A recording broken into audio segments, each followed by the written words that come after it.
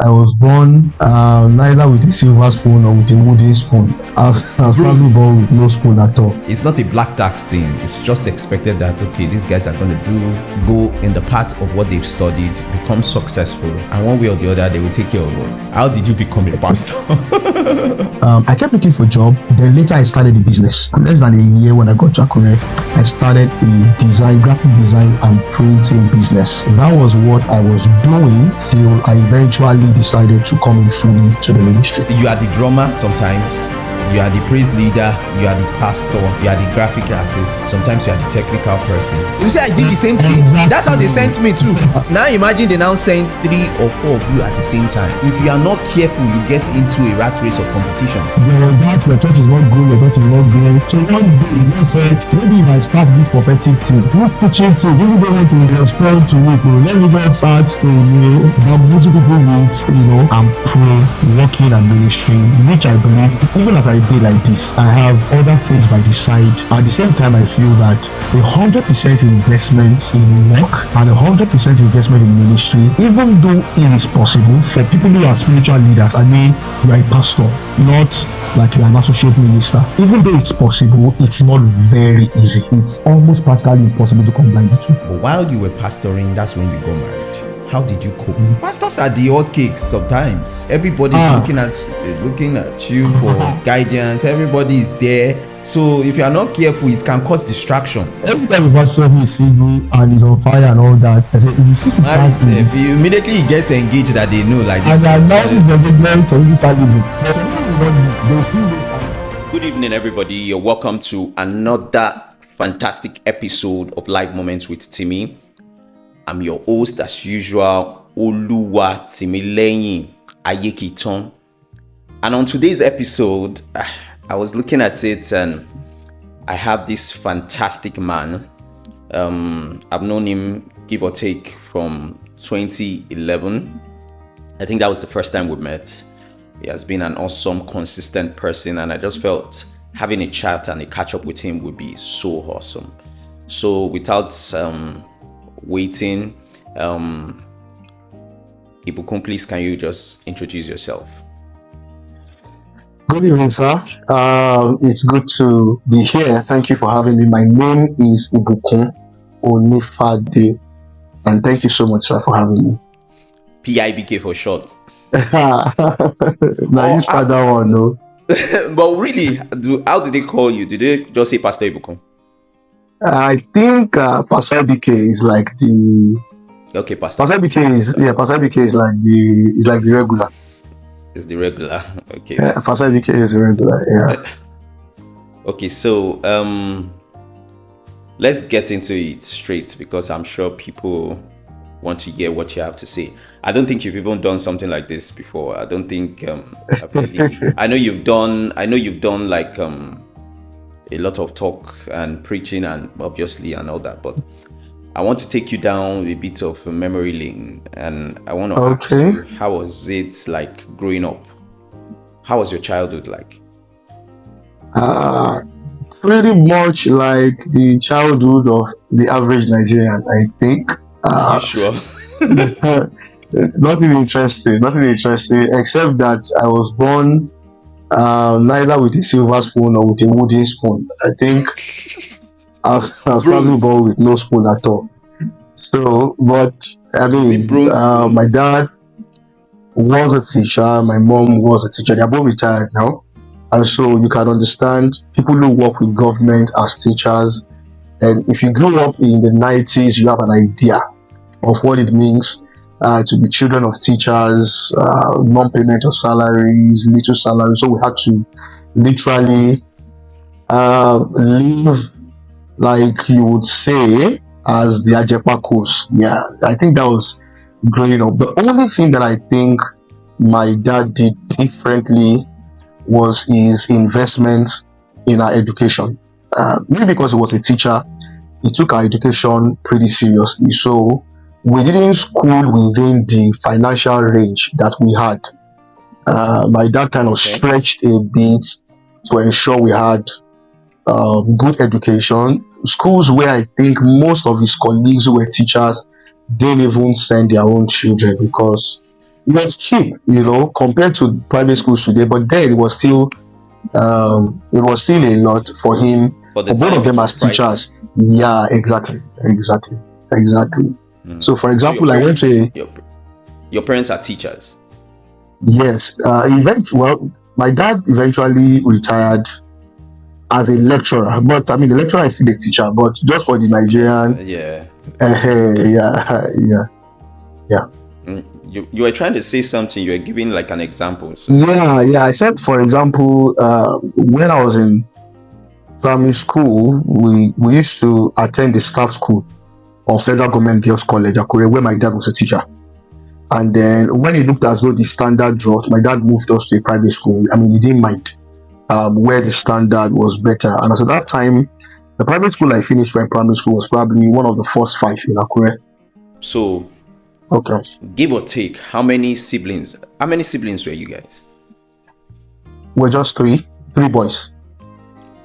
Ooh, you grew up Yeah. in a house with 3 boys. Three boys. And you are what number? I'm number 2. I'm the middle. I'm the sandwich. Yeah. So now we're just three boys. it brings into perspective now. Your parents being teachers, your father investing so much in your education, and I'm sure it's not a black tax thing. It's just expected that, okay, these guys are going to go in the path of what they've studied, become successful, and one way or the other they will take care of us. So how did you stumble? How did you become a pastor? That one. How did I become a pastor? Is there supposed to be an answer to that outside of the fact that I was persuaded that that's what God wanted me That to was what do? you should. You know why I'm saying it is that yes, obviously it is evident that the hand of God has been on you from time. I've known that. Okay, yes, okay, this person has utterance. Is anointed. Yes, but look at your set. There are a lot of people that you would have thought, this one should be a pastor. This one should be one of, and they're in a bank. Yeah, I get it. I understand. So how did you decide? NYSC, I know for you was 2011, 2012. Yes. So take me from that journey. Okay, so I'm going to even have to take you before that journey, because I was so sure that God wanted me to do pastoral ministry from my university days. I mean, I was so sure that the only thing. Why 7? You knew that you would do pastoral ministry. Yes. Okay. The only thing I probably didn't know was the timing, but I mean, I knew I was going to. How to it? Because I mean, I actually started taking my spiritual growth very seriously somewhere around 07, 08, I think. But I mean, by 2009, I started receiving revelations, understanding from the Lord. I mean, I probably don't want to bore you with some of those things like that, but one vital one I remember was many years ago, 08, 09, thereabout. I had this dream that was a revelation from the Lord, where I saw, I'm a member of RCCG, so I saw that the Jew was standing on the pulpit and he was ministering, and then I was standing just below. I mean, it was on the podium, and I was standing just below the podium. I was facing him, so it looked as though he called me out, and he handed over to me his sermon notes. And I took the sermon notes, looked into it, saw the messages of salvation, and I woke up. And I wrote that down, and that including the witness of the Spirit and some other things along the way.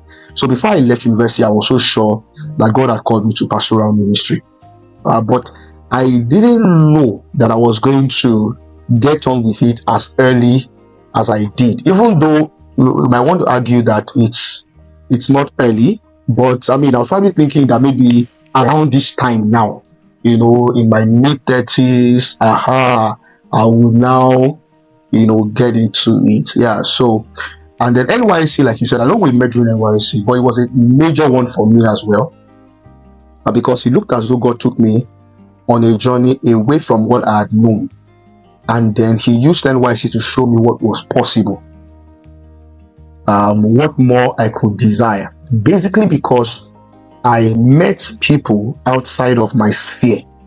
I mean, there's a zone you are comfortable in, where you're coming from your fellowship on campus. You are one of the most spiritual brothers. People love and respect you, and then you come into a place and see that people are burning for the Lord in immense ways that blows your mind. And that includes you too. Remember, in those days, you used to share rev for us and all that. I'm like, man, guys. I mean, you probably were the first person who taught the message of grace. When maybe you're the only person who taught the message of grace when we were serving. So we know they hear grace when we were serving. And then you taught the message of grace. Is sin and die. You even offered a book as a core member. I remember the title of the book is Who You Really Are. I think I'm right. Who You Really Are. Yeah. Yes. Who You Really Are. Yeah. Who You Really Are. I remember the blue. It's a blue and black cover. Yeah. I read it. I mean, I read it while. Yeah, I read it all through. I think I probably read it in one sitting. So I mean, I saw that. I remember Jude. I'm sure you remember Jude. Yeah. And I saw Jude and a few other folks like that. And so it actually opened my mind to what more was possible. The desire to honor the Lord with my life grew stronger, basically. All right. So, and then from there, I got out of NYC, and then I went to Lagos, got a job, was working in Lagos, and all of a sudden, 6 months into working, the Lord spoke to me and asked me to return to Akure. Interestingly. Now, normally, I didn't like Lagos. Yeah, I was working in Lagos. You were in Lagos? Yeah. And you had a leading to return back to Akure? Yes. Okay. Yes. Even though I didn't even like Lagos, but I obviously was not thinking of going back to Akure. Because you grew up there, really? So. Yeah, but I mean, I prefer probably to have gone to maybe Abuja or Port Harcourt, somewhere where life is easier and there's money. Obviously not Akure. But I started having that strong urge to return back to Akure, and I think that's where everything really opened up. I returned back to Akure in December 2012. Just got back to my church, and somehow my leader got me into the youth fellowship, the larger scheme, we call it province. And immediately that same year, I'd actually spent a year, I was asked to be the provincial youth president of that's like 200 plus parishes as at that time. And then I was ordained a deacon. In fact, 3 or 4 months into getting into Akure, I was asked to assist a pastor to pioneer a church, a youth church. I mean, I was fresh. I just got in, but somebody didn't know me. The people who knew me were when I was a teenager, the elders, but the young people didn't know me. And so timeline, we are saying 2013. Yeah. So I left Lagos December 2012. By 2013, April, I was to go and assist a pastor to pioneer a church. By August, I was called out as provincial youth president, and I was ordained a deacon, and I got hooked. It was just like that. So while I was thinking that doing the ministry would be later, those things brought me into very active phase of ministry. I mean, very, very active. I had to go around preaching and all that like that, coordinating, mobilizing, doing meetings, organizing meetings and all that. And everything just flowed in from there into what I now do today. So, looking at the timeline, you left Akure, you left Lagos, you came to Akure, and you were already swamped up with active ministry. You left a job in Lagos. Yeah. So you just picked up, resigned, and left. Yeah. Okay. So the way I resigned, like I was saying, is my boss was family. It was like my dad's distant cousin. So there was even a time he mentioned that, oh, when he's about to retire from work, that people like us who are his family members will be able to help him continue to manage, the outfits and all that. I mean, it had to do with my course. It was a geology company, it was a geotechnical company. So, but I knew he wouldn't let me leave Lagos ordinarily, So I had to take a master's form in FUTA so that I would have an excuse to come to Akure. So when I told him I took a master's form in FUTA, it was like, why? I mean, because one of the consultants of our company was one particular professor who was a lecturer of geology in Unilag and was a consultant to our company. So he just felt, you have just told me, I will have just told this prof, and then I said, no, now I want to go and be in Akure, because I really just wanted to follow the instruction, to return to Akure. So I left. Now, when I got to Akure, I think I kept looking for a job. Then later I started a business. I think less than a year when I got to Akure, I started a graphic design and printing business. That was what I was doing till I eventually decided to come in fully to the ministry. Okay, so when you first took up the active ministry, you were doing that on the side. When I first took up, in fact, I started active ministry before I even got into the business. But then after a while, I had to stop the business and focus fully on the ministry. You know why pioneering? I want to give it to people that pioneer, that do pioneering jobs. Yes. It's not beans. I say it's not chin chin. It's hard work. It's hard work, because you are the drummer sometimes, you are the praise leader, you are the pastor, you are the graphic artist, sometimes you are the technical person, just for starters. Even though I'm not pioneering my own work, I mean, I still pastor with RCCG, but everything you just described is me, because I can play the drums a bit, I can play the keyboard a bit, I do graphics design, I know technical. In fact, some of the churches I pioneered, because so far I've pioneered about 2 churches, one as an assistant pastor and 2 as the lead pastor. Pioneered 2 churches for RCCG, and all of this. And in all of those experiences, I've had to go through exactly something like that, doing everything while you wait for others to join. Okay, people think when you talk about pioneering a church, maybe for RCCG or one of the notable church brands that are out there, or ministries, they think it's easier, that maybe because there's heavy support from the church. And I say, I get that. It depends on the kind of church that is doing the pioneering. Because me too, I've been in church organizations where the pioneering is you and your family and God's grace and the laying of hands.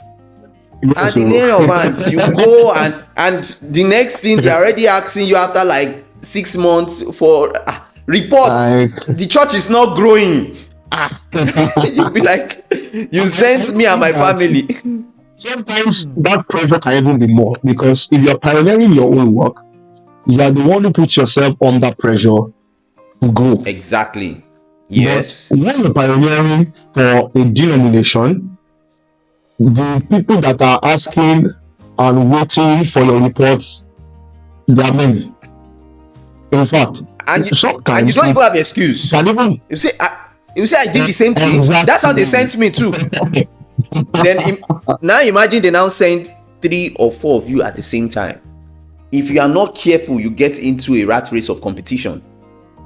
Yes, and then sometimes you are tempted to compromise, because I remember a friend of mine who will tell me that every time they go to the meetings, the senior pastor will say, "What are you doing? Your church is not growing. What are you doing? Your church is not growing." And he now said he had this friend who had a teaching ministry, but there was that, your church is not growing, your church is not growing. So one day he just said, maybe if I start this prophetic thing, I know.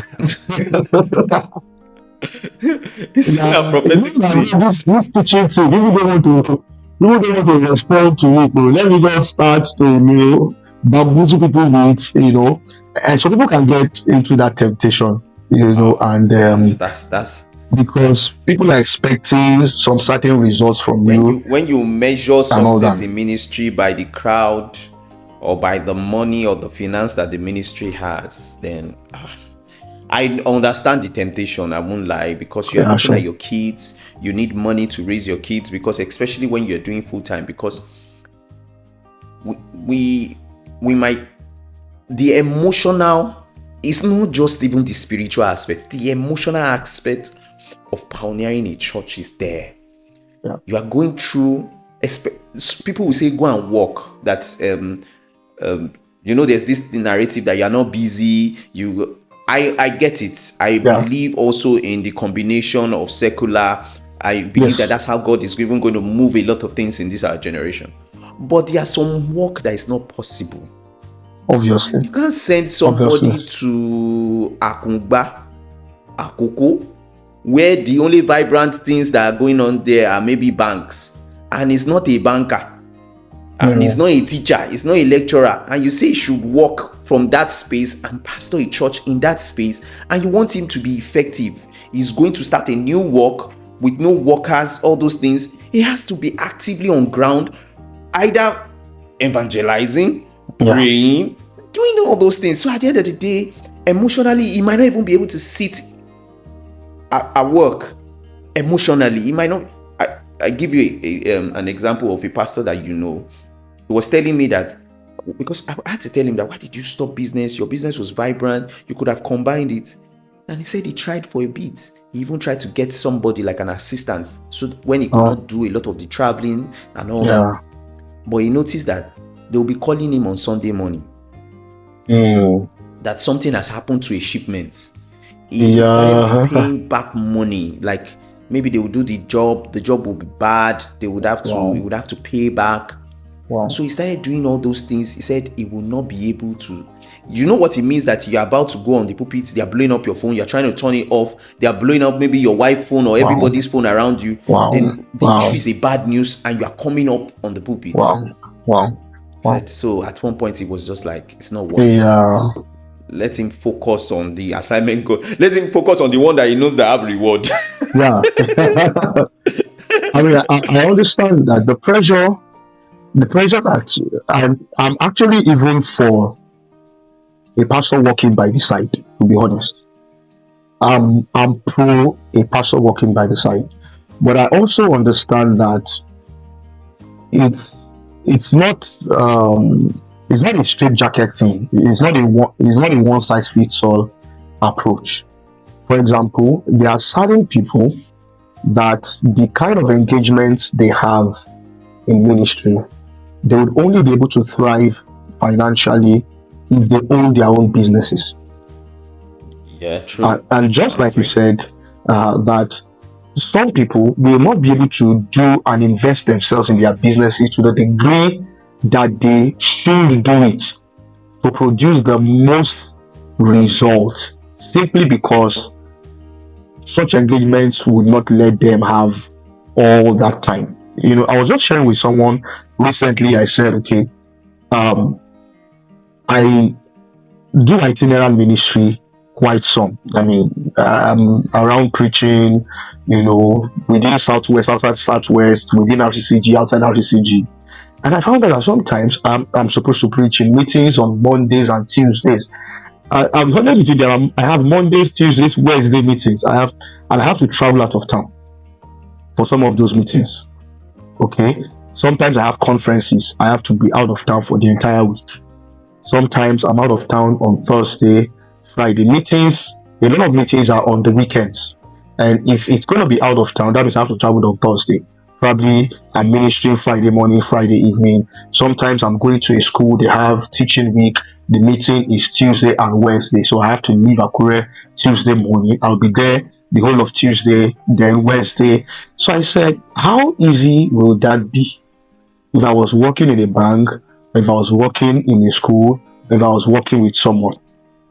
I mean, it's not going to be as easy as it looks like, even though it's possible. Now, if I was even doing my own business, it means I'm not going to be able to focus fully as I ought to. So sometimes my office is closed or someone else is there to handle things while I'm away and all that. So while I am pro working and ministering, which I believe, even as I did like this, I guess I have other things by the side that, brings in extra income for me. But at the same time, I feel that 100% investment in work and 100% investment in ministry, even though it is possible for people who are spiritual leaders. I mean, you are a pastor, not like you are an associate minister. Even though it's possible, it's not very easy. You have to literally sometimes wear yourself out to get it done. I mean, some people in my life who do that barely sleep 6 hours a day. Some don't have more than 3 hours of sleep. Some probably 4 hours of sleep, because you're coming from work 10 o'clock. That's health crisis already. Well, Jesus is a healer. So I mean, I'm pro work and ministry, because again, if you want to use the ministry as a means to make money, you are going to compromise. Or if you are depending on the ministry as your way to financial, is it prosperity we call it now, material prosperity, there is going to be a tendency that you will compromise to get it done. So it's better that you allow the Holy Spirit to provide for you within the limits that ministry can provide for you as you grow. But for all the things that you really want, you can have other businesses by the side where more money comes in for you. I think it's a healthy thing. And trusting God that is the supplier and the person that has called you, because as we say, a soldier in an ideal country, the soldier should not buy his gun. Yes. Ideal in caps lock. A soldier should not buy his gun. So we want to believe that if God has sent you, he should be able to cater for the work. Yeah, and I also know that, sorry to cut you short, I also know that people can get engaged in ministry to a point where it's almost practically impossible to combine the two. I mean, yeah, it's almost, it's for me, this is just me talking. Of course, I've seen people who are doing a lot ministry-wise and they are still working. Most of them, of course, run their own businesses. Remote jobs, need to show up in their firm once or twice a week, and then they are everywhere preaching and all that. But to retain a normal 8 to 4, 9 to 5, there's a level that your ministry engagement will expand. It will just be practically impossible to keep that kind of schedule. You probably sometimes when I see, let's go there. So basically, all right. And I've seen people like that who started, they were working and then they were pastoring, then the work grew, it was impossible for them to continue working, and the work in the ministry could take care of their needs, and other sources that God was using to provide for them was sufficient enough, so they stopped working and focused on the ministry. For me, it's just whatever the Holy Spirit leads you to do. And I also know people that the Holy Spirit told them, don't even do it at all. Just put all your attention on the work. And I mean, I see people judging people like that. I'm like, who are you to judge another man's servant? If people heard from God, yes, just follow the instruction that you have gotten. Exactly. It might not make sense to you. It's fine as long as it makes sense to him and the person and the God that sent him. I think that's a good way to go. So let's go back to your life. You were pastoring, seemingly, give or take, at a young age. But while you were pastoring, that's when you got married. How did you cope as a pastor and getting a bride? I don't, it wasn't an issue, funny enough. It was never an issue. I mean, I don't think there was anything challenging about it, honestly.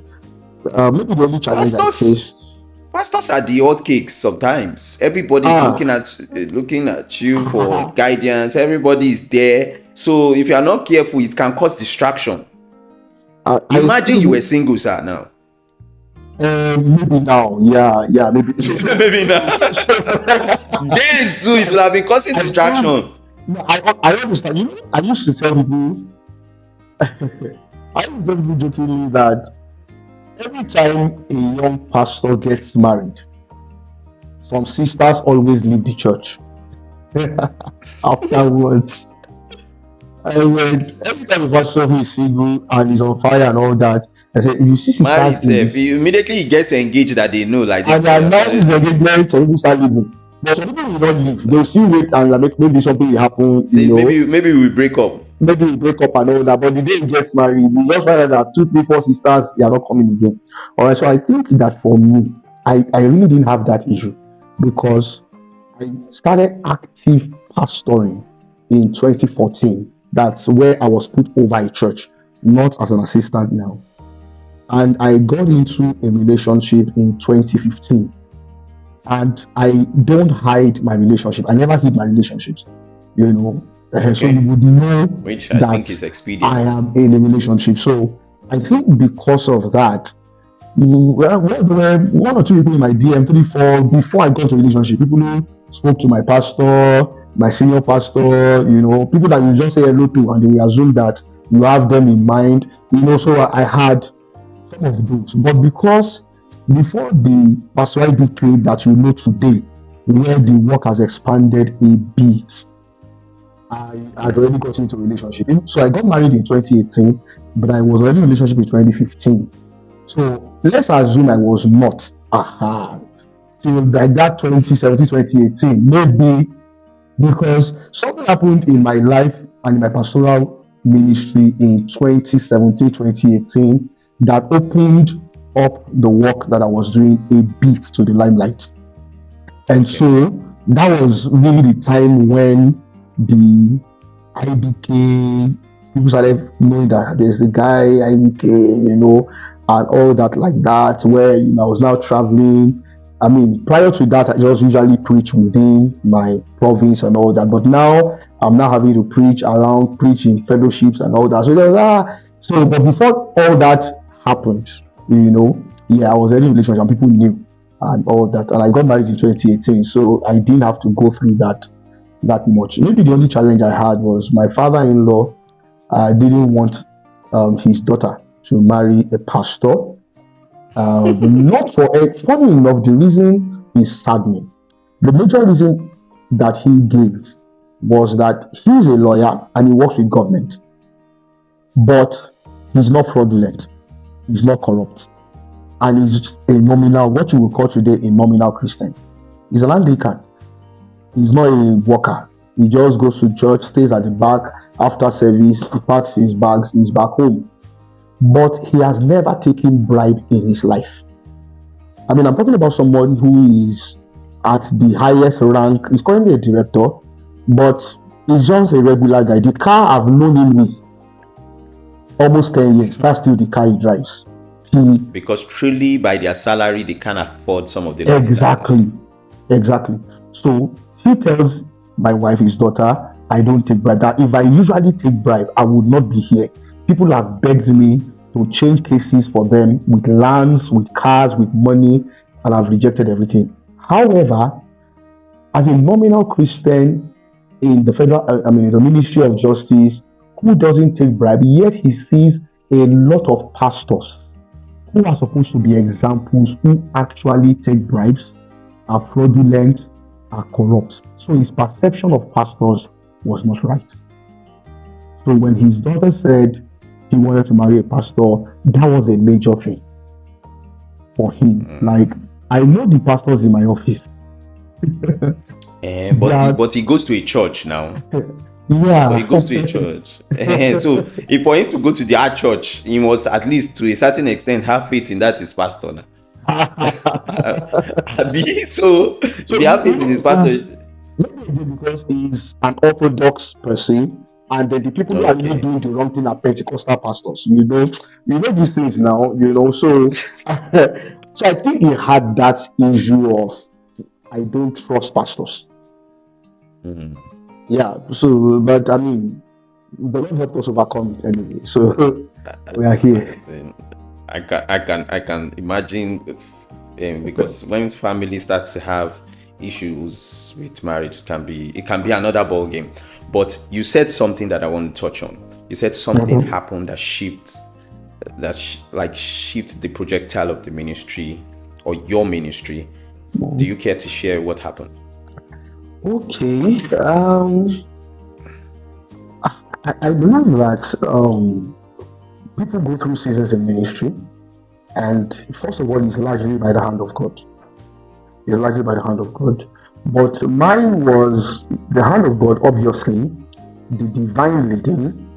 So when I started pastoring, when I was first an assistant pastor, then I was asked to go and pioneer a parish of RCCG. And then when I was sent to pioneer the parish, I was sent with just one person. But actually, they called 5 of us out. But only one person showed up with myself. In fact, the person that showed up was married, but his wife did not come. So how do you push to do service? Do you get it? And then, so I was asked today, we had a venue, there were chairs, and that's all. No sound system, no musical equipment, nothing. Just, so on the inauguration day, we got offering of 9,000 naira, I think 9,005. So they gave me the offering, and I went to town, bought a pulpit. Those ones they used to conduct music. Those ones that are foldable. Okay, like the lectern. Yeah, that lectern. Yeah, so I put it in church, and that was all. No sound, no music, nothing. Just me and that brother. And then we were there. I'll go for evangelism, talk to people about the church and all that. So Sunday service, the brother will lead prayer. He will take Sunday school. I will lead prayer for service. I will preach. He will take offering. I mean, we just did it like that. And then so we went like that. And then later we changed the location of the church. And then a few more people came in. We had more people come around. But it was still, and I was doing the work diligently. I mean, there was a day I was preaching to him alone. That's my assistant, because only one person came. So you're my assistant pastor. I was preaching to him alone, and my senior pastor walked in and saw me preaching and sweating. So he just sat quietly and he felt, what kind of guy is this? And then we go to Pastor Ibukun. You should have not put chairs together and just be preaching to each other. And so we go to Pastor Ibukun and said, I got to this church today, and he's preaching to one person and he's sweating. And he mentioned the name of the minister of the gospel in Nigeria was popular, and he was preaching like this guy and all that like that. And he was just using it to say, I like his spirit. He's not discouraged, And it was like that. So I went through that. We raised money, got instruments, we started coming. I mean, the first set of members we were having were people that if I say open your Bible to Matthew, they don't know where Matthew is. So it's my staff pastor that will walk into, go to them and help them to open to Matthew. I mean, those were the kind of people that I was pastoring. And they were first generation Christians. Because they were fresh. Purely, they didn't understand anything. They couldn't even read and write properly. They couldn't. So, but the point is, I did that work like my whole life depended on it. I remember one day, my senior pastor that asked me to go start a church told me in his car, he said, my wife, he was talking about his wife, said, I didn't believe that IBK will not return back to the headquarters. The way we pushed him to go and start that church. It was when he said it that he, for the first time, entered my head that it was possible to actually return to the headquarters, that I was not treated well to start the church. But it never occurred to me that it was an option. Do you understand? Just do the work. You've collected job, you are moving, no time. One day I brought him to preach, and he looked at the church, he looked at the people in the church, and that day we were already well over 50 in the church. And it was so mega church. I mean, I don't know, over 60 in the service that day. And I felt like, this guy, man, you trouble, you put a person like this in your church. So I think that really just did something to him. So finally, it was in 2015, December, someone came into the church who was recommended by a friend of mine. Cut a long story short, as we were talking after the service, and he just told me, he said, I see the Lord I see a change of location for you. He said, but I'm not sure whether it is you the Lord is relocating to a new place or it is your entire church that is relocating. He said, but I see a relocation for you, and when that happens, your own sheep will come. Those are his exact words. I wrote them down, put it somewhere in my Bible, and then just kept doing the work. Then in 2016 December, 2017 January, the Lord began to stir my heart to move to a certain location in Akure, another location from where we were. And I thought God wanted me to relocate my church to that location. In fact, I told my assistant pastor there, and he said that the Lord spoke to him about that exact location. So we're looking for a venue in that location to move our church to. Just all of a sudden, one day, we didn't find, so we had left it. We just kept working. And one day, my senior pastor called me and said, someone gave us a location in that exact area where they had secured the space but didn't have the human resource to send to go and start the work.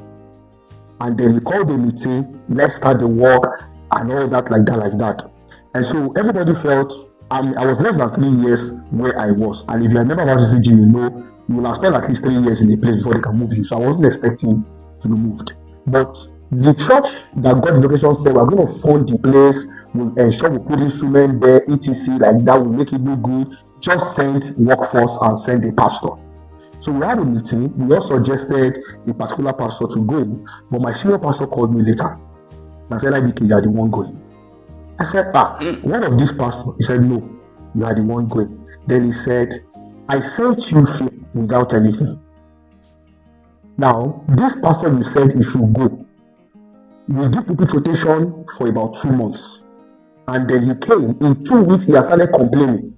He said, but you've been there for 2 years. You didn't complain. You just did the work. So he said, for the vision we have for this church, you are the one that can handle the job. I wasn't even married yet then. Then I remembered that, number one, I'd gotten the inward witness to move to that location. Number two, someone else had already mentioned to me a year earlier. Been a confirmation by prophecy. Exactly. And then my sheep will come. And so eventually, cut the long story short, some people wanted to oppose it, but my senior pastor said he's the one going. I moved to that church, started that church again. In fact, they sent maybe 4 people to start with me. So that it was 5 people they also sent. So your assistant pastor took over the other church? So another pastor was sent to take over the other church. And then about 4 of us or 5 of us were sent to start that one. Our first service were about 8. But that church was the miracle. Indeed, my own sheep, as that man of God put it, came. And then the kind of people that began to come into the church were people who were passionate about my ministry, passionate about what I was doing, passionate about spiritual growth and all that. And he looked as though the whole outlook, like all the grace and gift of God in the life of this guy, that the portion of people that came around him were not appreciating and were not honoring. Even though I was still doing my job, this set of people put a lot of honor and a lot of acceptance to the ministry and the grace of God on my life. And so that church brought a fresh wave of ministry experience to me. And there's a way hunger of the congregation can draw out giftings from even the man. It was solid. I pastored that church for 5 years, and my God, it was a blessed time. I was blessed, they were blessed, we were all blessed. So 70% of the people or 80% of the people who know me today within and outside RCCG and who appreciate the grace of God on my life, it came while I was pastoring that church. Okay. Yeah. Okay. I see that you've even gone to pioneer another one. I was like, because I know that. I started seeing pictures. I'm like, this picture doesn't look like the church that I know. The one I am now, I didn't pioneer it. It's an existing church. So I was moved to go and continue the work. Yeah. Wow. As in, I think one thing I want to salute is even the courage too, because it's one thing to say God is telling me to do something. It's one thing to have the doggedness and the courage. See what you were explaining about the place where you went to pioneer.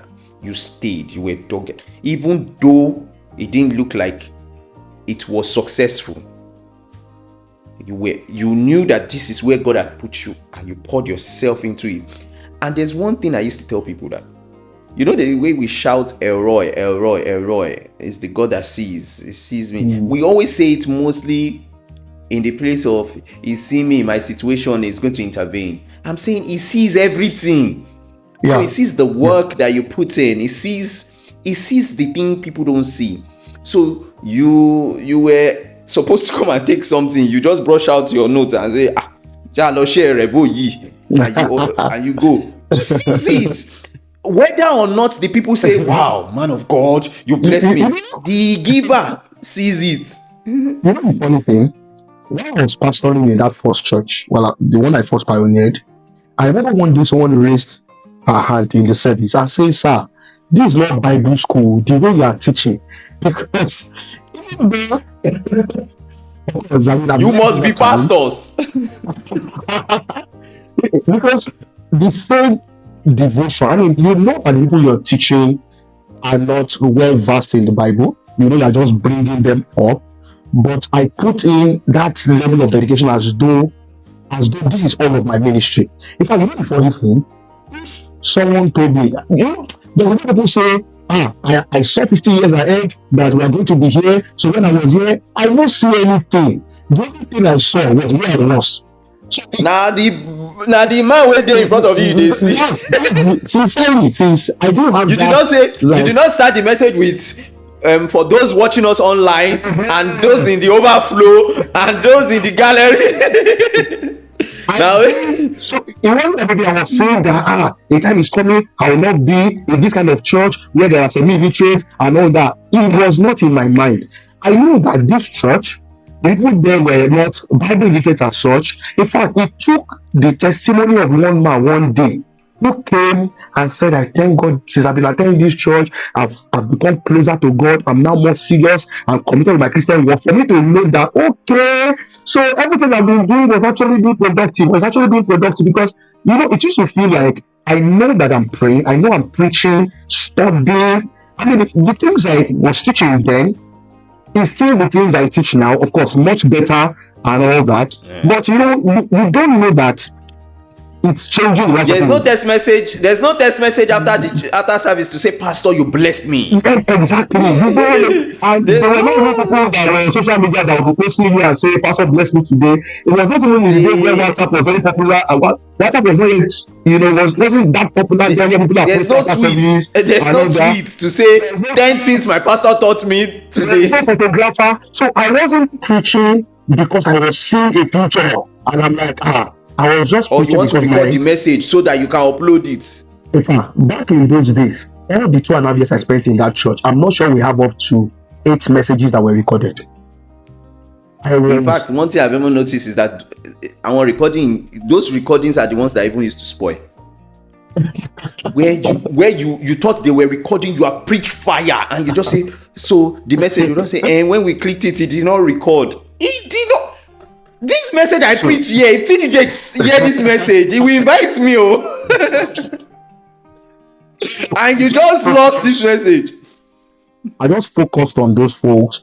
I'll do early morning meetings sometimes with them and all that. Sometimes I'll teach 1 hour, 1.5 hours in a service for people that couldn't even open to Matthew. I don't mind. I think there's just a passion for the work of the ministry in me. Whether you are 1 or you are 2 or you are 50, I will teach the way I will teach. I will handle you the way I would handle you. It was just whether the stage is with lights or without lights. So lights, lights. There was nothing like that. When I work in that church, when I want to sing, I don't let the choristers back up for me because I'm a little bit music inclined. When they start backing up, they use different key. So when worship is going on, you can't find their key on the keyboard. So when worship is going on, I allow them to do the worship, whether you do with key or outside of key. God is glorified. God bless you. And I start singing, and they want to back up. I'll say, please don't worry. I will sing. I will back up. Don't spoil my atmosphere. However, I think that the Lord rewarded that faithfulness. I think so. I might be wrong. But when I was moved to that new church, I think it was God rewarding the faithfulness. Because I believe that if you are faithful in little, you'll be faithful in much. And God knows that if I give you a church that does not look like where you can properly function, but you did it with the whole of your heart, now it's time to move you to a place where you can easily function, where people connect very strongly or much strongly with the work I have called you to do. So that's just what I see. And so there was an opening around that 2028, of course, coupled with a lot of prayers going on. And I just think God is a good God. I just know. Don't let me say I think that God is a good God, and eventually He helps us in all things. He helps us in all things. I think that's profound. We've said a lot. I didn't even expect the direction of today's conversation to go this way. I was expecting something else, but thank God I went this way. I'm sure that people will listen to this episode and they will be encouraged in whatever they have decided to take on. I see that strongly. To wrap up, I just want us to. I want you to say something, and this is how I put it to everybody. I say the world is your stage. The world is listening right now. What is one thing you think you want to tell the world?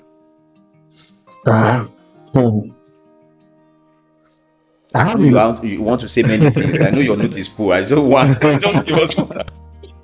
I think I would say that there is no life that is wholly committed to God that is ever wasted. And also I would like to say that it does not matter where you are today. If God has called you to the work of the ministry, don't look at all the affluence. Be confident in the fact that God is changing lives through your ministry. In whatever little way or in whatever great way, God is changing lives through what you do. And you do. I think another thing to emphasize even what you're saying is you don't need to see everything. Yeah. The little you have seen, start with it, run with it. It will expand. It will grow bigger as you move in God and with God. Yes, sir. I think that is key. Yes, sir. Thank you, Pastor Ibukun. As in, it's always a joy talking to you, and that's why I just knew that I had to have you on, because every time we have conversations, either it's banter or there's something to take out of it. There's always something to take out of it. And thank you, sir. Thank you, sir. It's always a honor for me to say I know you. I don't shy about it. Thank you for friendship. And I want to thank everybody for joining us for this episode again.